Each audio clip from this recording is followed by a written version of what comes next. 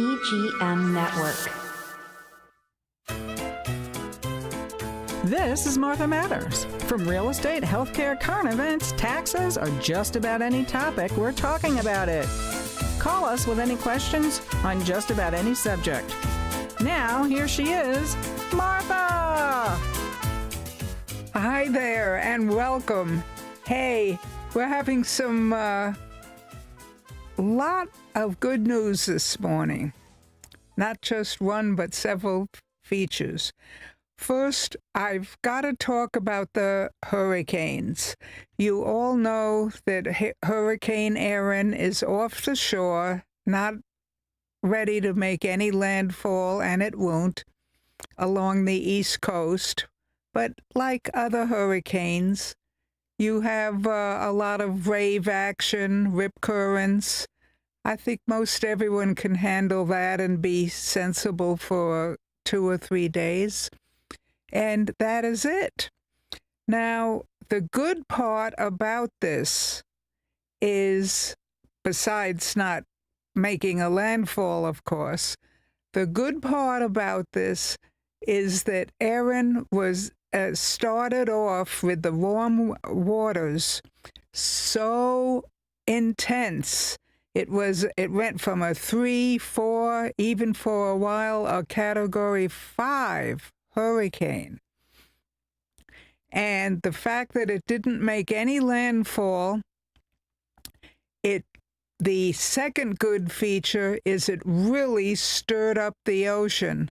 Instead of the water being so warm, like the Weather Channel tells you, ideal for many, many hurricanes, the entire path of Erin was so churned up that instead of the water temperatures being in the mid-80s at the surface, it went right down to below 75, 71 in that area. Wow.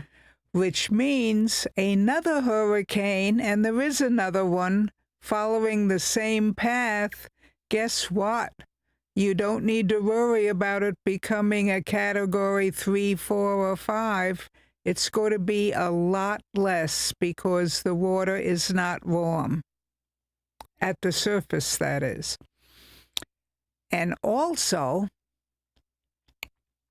there's another storm right behind this one, and I was very proud last night to see that the weather station agreed with us.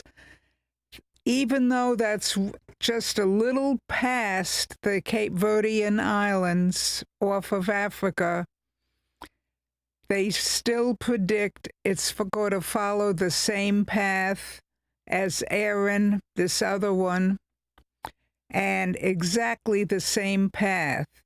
Remember how it was a couple of years ago?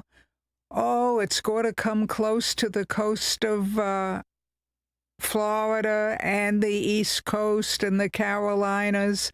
And he had everyone getting packed up and boarding their house, even into the Ohio Valley, the western half of North Carolina and Tennessee, and had everybody worked up, and lo and behold, it never hit there. I'm not talking about last year. I'm talking about 3 years ago. Yeah, I want to say it was like Hurricane Matthew or one of those. Yes. I want to say Matthew. It was like 2 or 3 years ago, yeah. And is the one, are you talking about the one, Martha, that skirted up the coast and never did make any landfall and then kind of went out and jutted out into the North Atlantic or something like that, I want to say? Well, now that's truly what's happening with Erin and the next two this year. But this time, the Weather Channel, I just listened to it this morning for the fun of it before I came in here.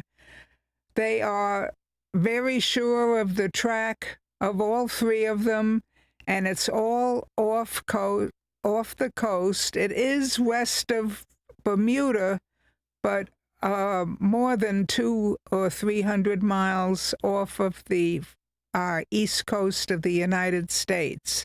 Now, yes, that means wave action, rip currents will affect all the beaches and stuff, but at least they're being honest that we don't need to board up and take an evacuation route when nothing's going to happen.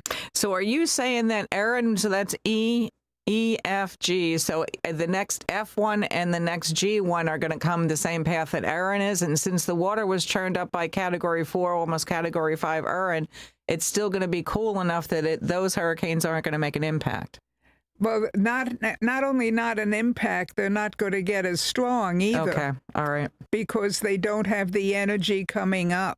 Okay. And the other thing that makes them weaker, and I'm sorry, but still the weather department hates to talk about it and doesn't, is the Sahara Desert dust. Mm-hmm. Well, but north of Puerto Rico and north of the Leeward Islands, there's still a lot of Sahara dust.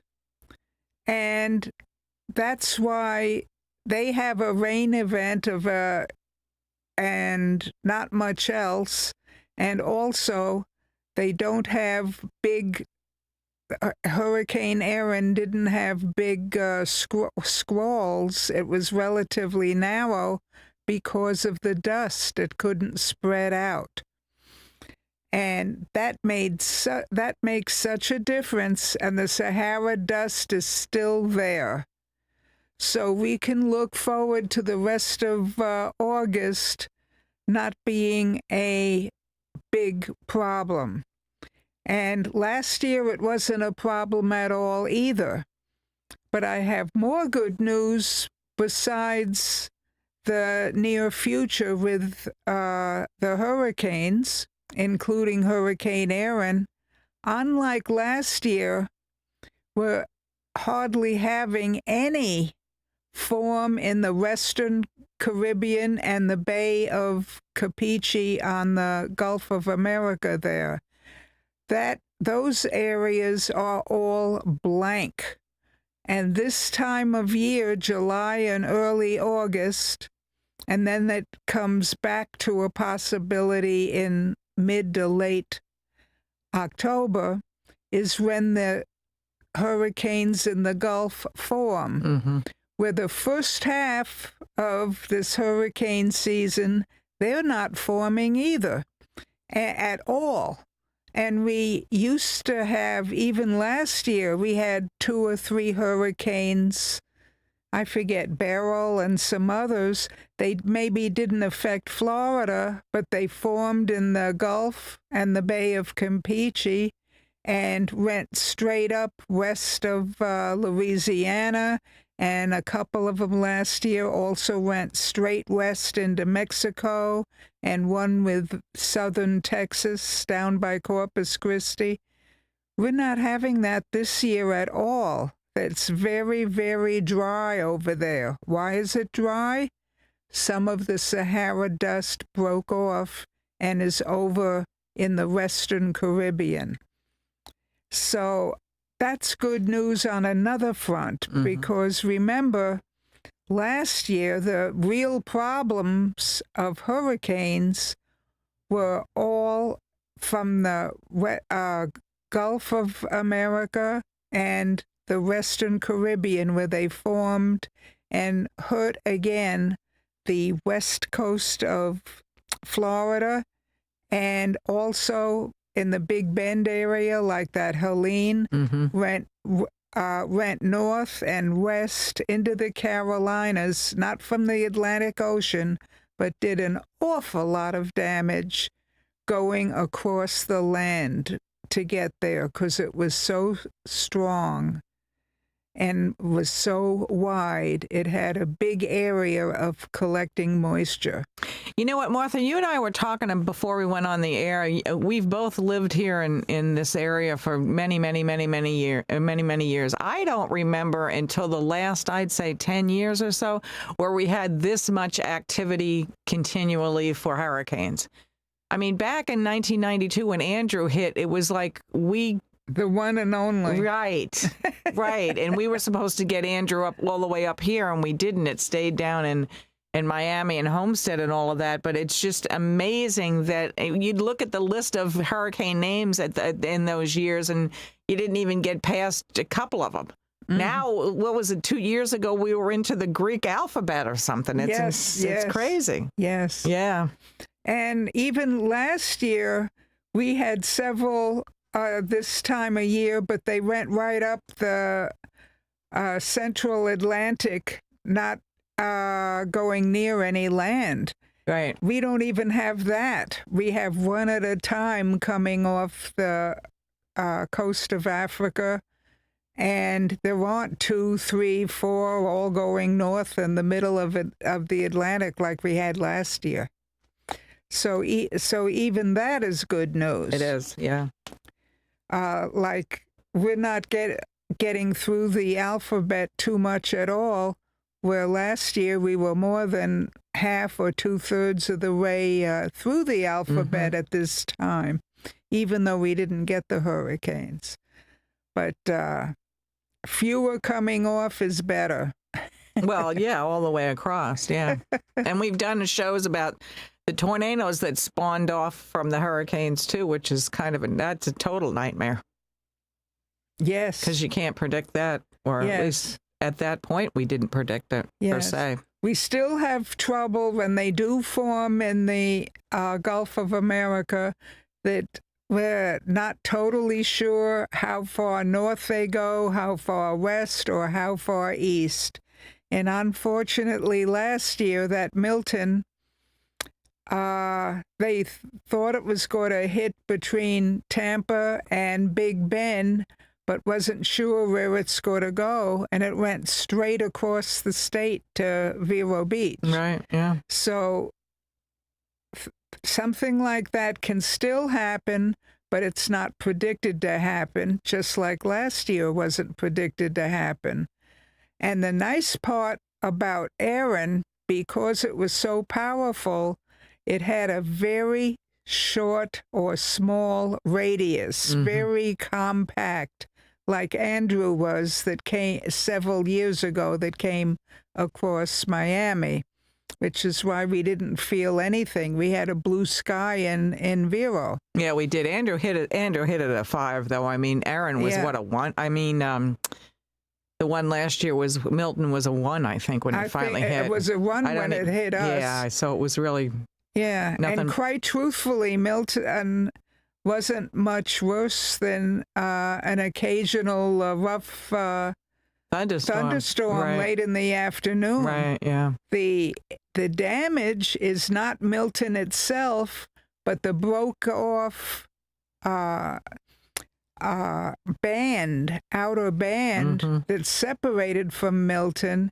and no one had predicted this because it really hadn't happened before. Right. There were 20 or 30 tornadoes in that band that hit all over the place. Yeah, it did. So that was the shock of last year, and it had nothing to do with the Atlantic Ocean. No, it didn't. And the sad thing about it is there's no basements in Florida, so a lot of the tornado alley places, they have basements, they have giant brick buildings and the whole bit. We don't stand a chance with some of that stuff because we're not going to be having any basements anytime soon. Oh, not to be that way, but wow. Anytime soon or forever. Well, forever, right? Yeah, exactly. Yeah, so there are a lot of good things to see.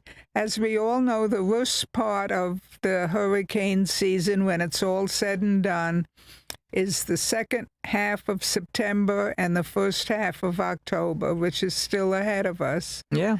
But I think the Weather Channel very soon, like next week or the week after, should come out with a reduced prediction of the number of hurricanes. Just like last year, they predicted so many, and because of the wet and hot water of the Atlantic and the Caribbean all over the place, and they were right. They just didn't make landfall, but there were plenty of them. I think this year they're going to come down and reduce the number of hurricanes that are formed, which always is good. It's a few less to be worried about. Right, yeah. So I feel really, really good about that, and I feel a lot better about the weather station. Even now, with Hurricane Erin going up the coast, I guess now it's the equivalent of being east of North Florida and southern Georgia. And in a couple of days, it should be literally out to sea, parallel to the mid-Atlantic states. And this was predicted for a while, and people did not have to stock up and get boarded up and evacuate and all of that, because it was predicted early on it was not going to make landfall. They were very honest about it. And also, I have to credit them. They were a little better with their radar and predictions and forecasts that they get by the planes going in, their weather planes going into the eye of the hurricane. They're learning a lot, and they're now giving all that information on to us instead of making half the country get nervous and scared and bottle up. So that is very, very good. And they already predict that one that's out in the mid-Atlantic, that's not going to make landfall either. Mm-hmm. Well, that is good, too. Yeah. And I'm with you, Martha. I'm glad they're getting more of a handle on some of the predictions of this, because some of it seemed in years past too sensationalized, and a lot of people just turned it off, which isn't a good thing. You know, when you keep getting that, kind of kerfuffle, after a while, you just don't listen any longer. It's like the same news. It's terrible.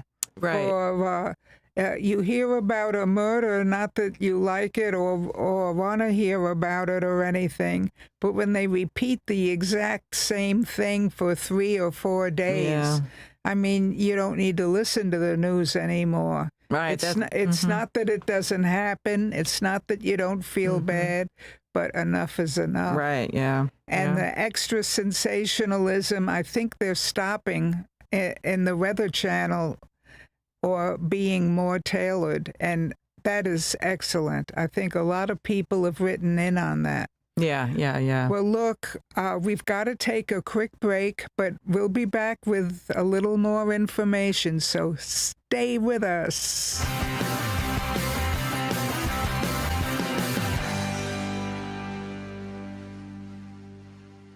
At Sunshine Furniture, our 35,000 square foot showroom is filled with the largest selection of in-stock tariff-free coastal furniture on the Treasure Coast. Dining and bedroom sets, occasional tables, sofas, sleeper sofas, love seats, and chairs in the latest styles and colors from Tommy Bahama, Lexington, Hooker, Four Seasons, Braxton Color, and Capri. We're the outdoor furniture experts and have hundreds of styles of any patio furniture you need, including a gallery of American-made Telescope, Berlin Gardens, and Pollywood, all with no tariff ever. We specialize in fire pits, outdoor rugs, umbrellas, and replacement cushions. Right now, we're having a summer sale with lots of great markdowns and discounts on everything you need for your Florida home, including all pictures, lamps, and accessories half price. Sunshine Furniture, $12.95 US 1 in the Publix Plaza, Vero Beach. Don't forget to visit our outlet store directly across the street, filled with lots of name brand closeouts and sale items. Come in now for our summer sale and visit our website at sunshinefurniturecasual.com. It's time to call Easy Brew Coffee and Bottled Water Service and learn just how much you can save and how convenient it is to have your coffee and bottled water delivered right to your home or office. In addition to water coolers, Easy Brew offers individual bottles of water in 8 or 16-ounce bottles. No more lugging it home or dragging it into the office. Serving the Treasure Coast for over 2 decades, 2 letters, 1 simple name. Easy for Easy Brew. Visit e-zbrew.com or call 800-792-3285. Easy Brew.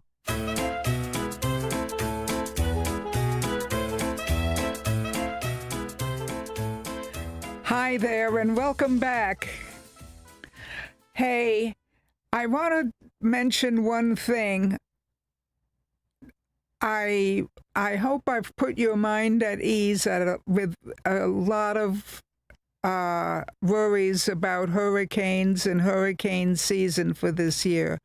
But I have to also say, please, that doesn't mean don't stock up on water, don't stock up on medical supplies, don't stock, do stock up on medical supplies, and have insurance policies or bank accounts or whatever, have them in a bag. So in a split second, if there is a lot of flooding building up just from thunderstorms or something like that, you're ready. You should be ready year-round for that. I have to admit, in the wintertime, that really doesn't apply because we're lucky whatever rain we do get, that's not an automatic sprinkler system, but we rarely have actual street flooding in the wintertime. But with these isolated thunderstorms, not hurricanes, these isolated thunderstorms that all of a sudden stay stationary and don't move, you could be in an area where you get 4 or 5 inches of water within the hour, and you do have a flooding problem. So be prepared as if it were a hurricane without the wind. That is our biggest threat in this wet season. So never let your hair down and don't bother getting water. You can get it now while it's less expensive before the tourist season.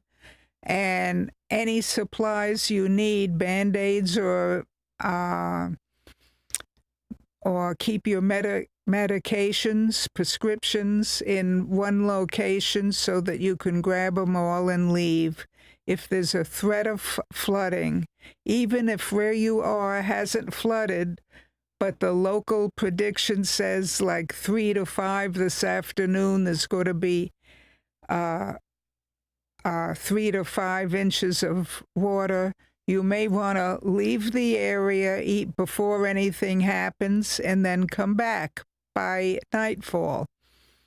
But be prepared just like you would be for a hurricane. It's very, very sensible. Well, also, last but not least, I hope that all of you can tell the county, can tell the volunteer organizations, if there is a flooding problem, put you down on the list for volunteering at a shelter, at bringing food to somebody whose cars were flooded out and can't get anywhere, especially those in a private home where their neighbors are snowbirds and they're isolated. Always be willing to volunteer and help. And if you're on the list ahead of time, rather than when there is an accident or flood, you don't, it's so much better. You can be trained ahead of time, instructed ahead of time. They can count on you, where when you show up at the last minute in a disaster, you're almost in the way. So keeping all of that in mind, I want you all to really welcome the remaining part of summer and enjoy the fall weather and enjoy, for that matter, the winters too. So have a great time, folks. Enjoy getting around. Have a good week. Bye.